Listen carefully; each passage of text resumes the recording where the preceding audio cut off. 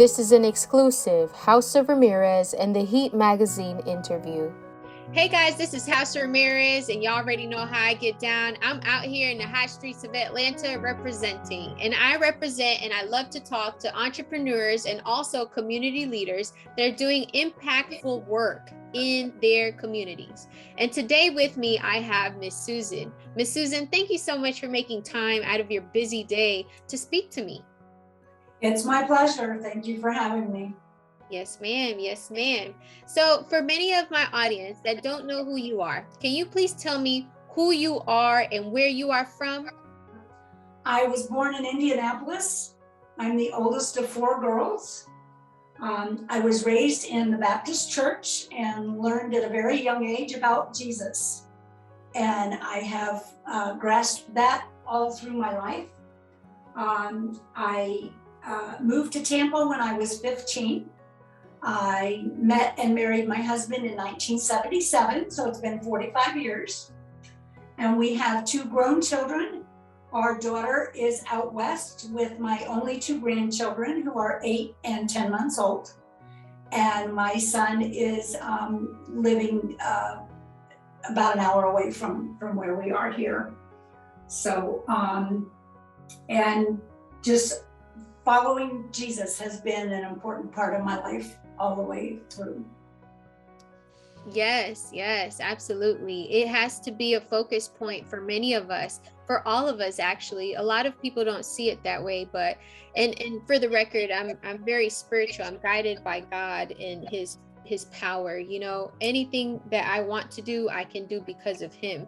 And I am firm in that. You have to know who you are, where your power comes from to know where you're going. So I commend you and your family for doing just that. And kudos to you, to the grandbabies. Oh my goodness, girl, grandma, where? You look young, girl. Yes. So I want to go ahead and give you your props too. You know, being a mother is not easy. I do that every single day, but it's a joy, and you know, nothing comes close to that joy, you know, so I'm very proud of you for that. You're a pillar in the community. I want to go ahead and ask you, besides being a phenomenal mother, daughter, and wife, you actually give of your time to your local community. And you know, I met you at OCC, what, like 2016? It's been some years, right? Yes. Yeah, it's been some years. So when I met you, I was just thrown back so much of the love that you have for thy neighbor. So that's really walking in Jesus's purpose and light and example. I want to ask you, can you please explain to our audience what OCC is and what made you move in the direction to start your own efforts? Sure. OCC is short for Operation Christmas Child, and it is part of the big umbrella ministry of Samaritan's Purse, which is from Franklin Graham, Billy Graham's son. He started it over 25 years ago. And it is the Operation Christmas Child section is specifically geared towards sharing the gospel of Christ with children in third world countries. They don't have the access to what we have here. We can walk down the street and see a church billboard that says Jesus loves you. Those kids don't see that, and they need to know that there is a God, that he's personal, and that he loves them. So we pack shoe boxes of gifts that go to these children, and the international leaders are trained to explain the gospel of Christ in a child-friendly manner to them. They have brochures in their own language, and they are presented with the gospel of Christ, and then at the end they're given a shoebox that has been packed by people in America or there's other countries too. And these boxes are not aid, but they have fun things in them. They have toys, they have clothing, they have school supplies. Big deal on school supplies. And I always put a stuffed animal in every box. And and then I put in a letter and, you know, and an address, and sometimes the kids will write back to me. And it just, I know that my boxes are instrumental in sharing the love of Jesus with children all over the world. Is there a particular story that you'd like to share with us? Because it's clear and evident that you're walking in purpose, you know, you're in alignment, and to give of your time, because for the record, this is volunteer. It is volunteer. Yes, I am aware that children in third world countries cannot go to school without school supplies.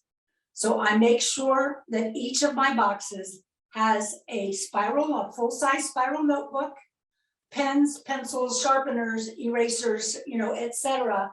And I had a young boy write to me, and he says, I'm the youngest of 3 children. He says, we're getting ready. I am going into high school next year. And he says, I needed school supplies to be able to go. And he says, when your box reached me, he said, those school supplies allowed me to go to school for, you know, with my siblings. He says, my parents can't afford school supplies. My mother's a housewife. My father's a farmer. Our biggest need is financial. And because of your generous gift, I can go to school. Thank you very much. Wow. And you know, when people say there's a sign, there's that brings you meaning, that brings you that push to keep on going, I'm pretty sure you have more stories that just push you, you know, that tell you you're walking on the right path. And Yes. just to give because you love someone and you've never even met them, but just because you love someone, just like Jesus loved us, that's moving. And we need to be like that too. We need to follow in your footsteps. We need to make sure that whenever we see someone and we can help, we help. And it's not, you know, it's not because we're pushed to do it. It's because we want to do it. You know, you not only give of your time to the community and to underprivileged children in third world countries, with your efforts, but you also are a Renaissance woman. So you sing and you play the piano.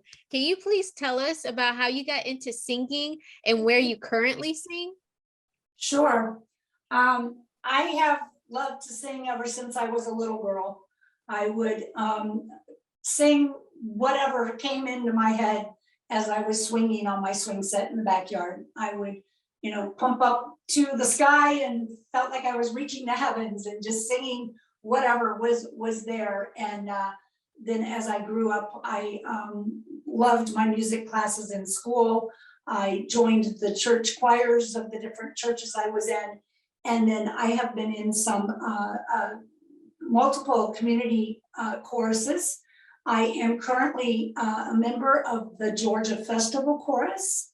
It was founded by Frank Boggs in 1987, and I joined it in 2011. And it's a community choir, but we sing traditional sacred music. The mission from the founding director was he wanted to keep traditional sacred music alive. So many of our churches, unfortunately, in our opinion, have taken out the pianos and the organs and brought in the guitars and drums and things. There's nothing wrong with that, but it just, to me, there is a lot of foundation scripturally with the old-fashioned hymns, playing them on the piano, reading them out of the hymn books and such. And that's what Mr. Boggs wanted to do, was he wanted to keep that alive. And his legacy has lived on. He passed about this time last year, and we are still going strong. And we're getting ready to have our concert our spring concert season. We start on March 20th, and there is a website you can go to get our schedule. It's tgafc.org, and we'll have it at the bottom of the screen at the end of the interview. and we'll talk about it again in a minute. But they are free concerts. They take up a free will offering, and there's over before COVID, we had over 100 people in our choir. Right now, I think we have about 75. And it's an audition choir, it's very professional. We sing all over the world. And right now we're just singing over around Atlanta. We've got 6 or so concerts coming up. That's phenomenal. That's phenomenal. And you, my young lady, you have the voice of an angel. I've gotten the privilege of hearing you sing, and oh my goodness. So, you know, in life, many of times, I tell people all the time, patience is a virtue, because many of times God will tell you what to do if you just sit and wait and listen. So you, my young lady, have actually listened to God. You joined the choir, and now you're not only playing or singing in a choir, you're playing piano, and it's in alignment, and you keep it, how would I say, you keep it holy. So you have to incorporate the instruments, like you mentioned, to keep the original tunes, the hymns. You have to keep it alive. And I tell people all the time, our history has to be preserved. That's the only way we're going to remember who we are. Yes, at times we tell our stories from mouth to mouth, from generation to generation. But in order to continue to doing the work, we need to stick together as a community, as a group. And you are a great part of that, preserving that history. So I want to commend you for that, and just continue to do that. My favorite part is, because, you know, we all think we could sing in the shower, but then when we come out, we don't sing all that well. But my favorite thing is listening to piano. Oh my goodness, I love it. And I want to know how you got into piano playing. Okay, I would like to clarify that I am not the accompanist for the choir. I do not accompany people. I play for my own enjoyment. I'm a solo pianist. I've had people call me a concert pianist, but I love playing piano. I actually, I was introduced to music in early elementary school with the song flute, or recorder, whatever you want to call it. And then our school happened to offer both orchestra and band. And I picked up the violin, chose to learn violin for a few years. And during that time frame, then I also started playing piano. I started taking piano lessons at the age of 12. And I continued through age 15, and then we got transferred to Florida. And when we moved out of state, my parents didn't reinstate my piano lessons. So I continued to play and do my own thing, but I didn't increase in my knowledge. I didn't go very far with it, but I was able to, you know, I could play hymns and stuff, but I never learned anything extra. So fast forward 45 years, my husband bought me a brand new Yamaha upright piano for my 60th birthday. That was in 2014. And at that time I thought, you know, I think I might want to take piano lessons again. I wonder if it's too late. And of course it wasn't. So I went to a local music store and was introduced to a teacher there, and she reignited my passion for music, for playing the piano, for sharing songs of God on the piano, and learning classical pieces and different things that I never really knew anything about. And after about a year and a half, she says, I believe that you have surpassed where I can take you, and you need to find another teacher. She says you could benefit from weekly 1-hour lessons, and I can't do it for you. So she gave me a website and said, put in my zip code and look up a teacher. And I did. And the teacher I found that day, her studio was 5 miles from my house, very close. And she was getting her doctorate degree in piano performance. And she is amazing. I loved taking lessons under her. She introduced me to curriculum called Royal Conservatory of Music out of Canada. And it's a very extensive program. And I took it and ran with it. And she started me at level 3, and I worked through levels 3 and 4, passing exams. And I skipped level 5 for some reason, and then went on to level 6. And that particular program goes through level 10, which is a collegiate level, equivalent to getting your doctorate in piano. And I wasn't interested in going that far. So I chose to pull out from their instruction and go elsewhere. But I'm still playing, I'm still taking lessons. My current leader she's calling herself my coach.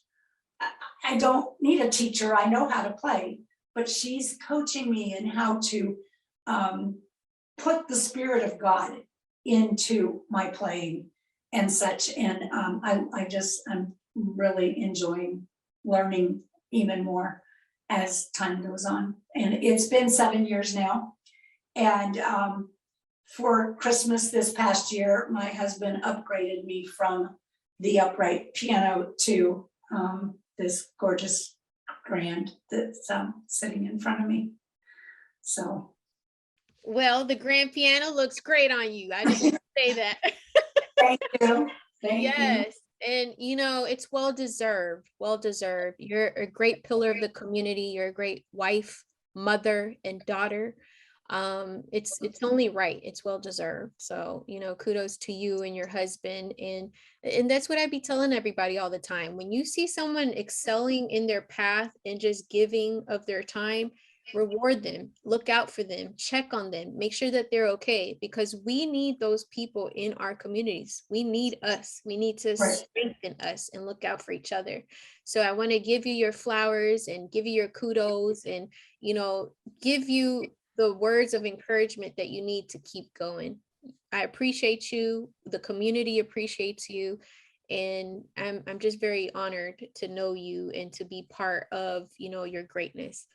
I want to go ahead and ask you, would you mind playing something for us? I know that, you have a tight schedule, but, just to know that you walk in the light and the purpose of God and all of your music is aligned with the Spirit. I want to go ahead and play something or allow you to play something if you can, if you have time, to encourage others. It's moving to hear you play. I would love to. Thank you. It's an honor to be asked. I have a piece of music that I've been working on for about 3 years, and it's called "It Is Well with My Soul," but it's in the setting of Beethoven's Moonlight Sonata. So it brings in the classical music that I've been learning, and it also brings in the Spirit of God. And "It Is Well with My Soul" was written by a gentleman who had been told that his daughters had drowned in a overseas, they were going overseas, and he was on his way to the place where they had been, and the captain of the ship that he was on told him, he said, "This is the exact place where your family has perished." And this gentleman, Horatio Spafford, wrote the words to this song, and I'd like to share it with your audience real quick. When peace like a river attendeth my way, when sorrows like sea billows roll, whatever my lot, thou hast taught me to say, it is well with my soul. Though Satan should buffet, though trials should come, let this blessed assurance control that Christ hath regarded my helpless estate and hath shed his own blood for my soul. It is well with my soul. And I feel that wholeheartedly with everything that's been going on these last few years, the pandemic, the situation in Ukraine, the gas prices, and this world just seems to be out of control, I believe that God has his hand on it and he's working it to, for our benefit, although we don't realize it. And so it is well with my soul. I am 100% right in there. I would love to play for you. Thank you.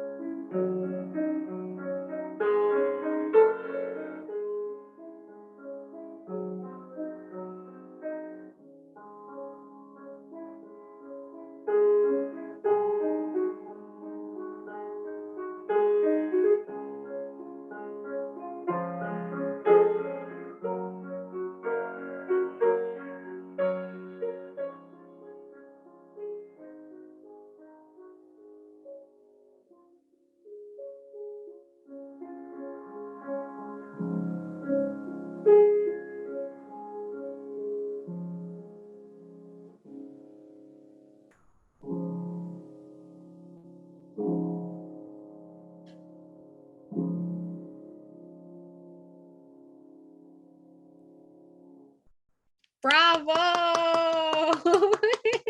Yay! Thank you so much. My Thank pleasure. you. Yes, that was amazing. That was amazing. Well, Miss Susan, I just want to say, not only do you have the voice of an angel, you play like an angel. Thank you.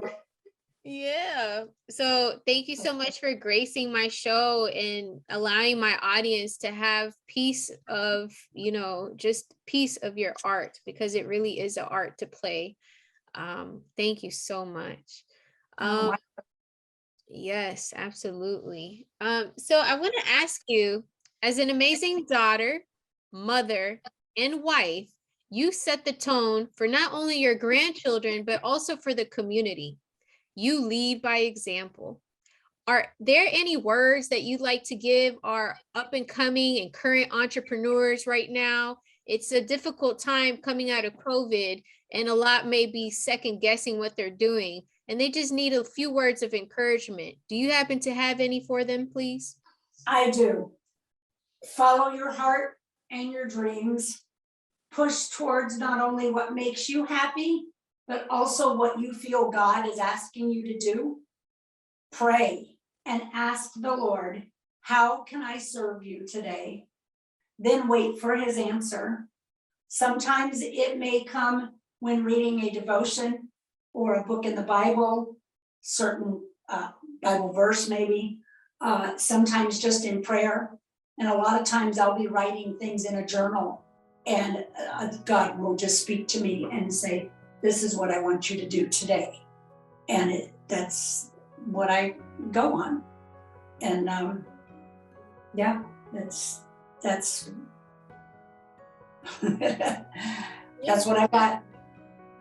Yeah, and leading by example is very important, especially, your grandchildren. We all have shoes, big shoes to fill, following your footsteps, loving thy neighbor unconditionally. And I just want to commend you for all of your hard work, and to continue a great job, because truly you are motivational yourself. So I want to go ahead and encourage everyone to just listen to your words of encouragement. You have to put God first. God is in us. And as long as we put him first, he is with us, and his energy and his power, his energy comes to us, and we're able to do whatever we want to do. So if we can think it, we can do it because of him. So yes, absolutely. Don't give up. Trust in God. Pray, So I'm so excited, that our entrepreneurs got a second to just be at peace, listen to a piece of your music, and also receive those words of encouragement. Thank you. I also want to ask you, just as a reminder for many that would like to attend these free concerts, the chorus does accept in-kind donations. Can you please go ahead and give us that website again so we could go ahead and follow and support the chorus? Sure, it's TGAFC.org.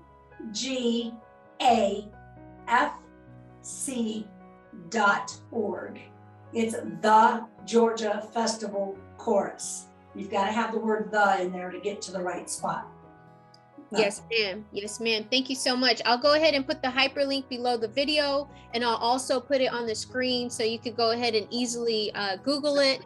I believe that what you're doing is phenomenal. Keep up the great work, Miss Susan. And thank you so much for making the time to come on my show. I know you're busy. Thank you. And thank you for having me. I really enjoyed it.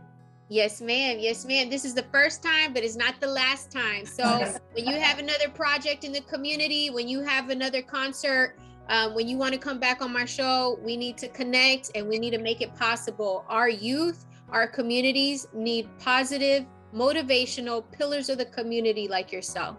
So thank you, and talk to you soon. Okay, thanks very much. All right, bye. Bye. Make sure to follow House of Ramirez on all social media platforms.